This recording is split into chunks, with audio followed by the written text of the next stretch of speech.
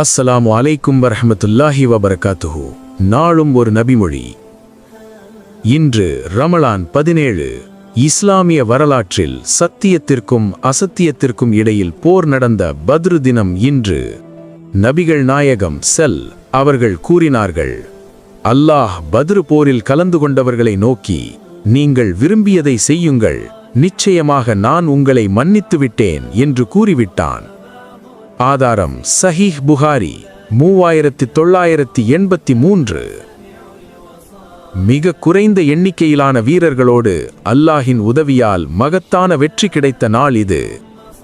கஷ்டங்கள் எவ்வளவு பெரியதாக இருந்தாலும் அல்லாஹின் உதவி இருந்தால் வெற்றி நிச்சயம். இந்த புனித நாளில் பத்ரு நாயகர்களுக்காக துவா செய்வோம்.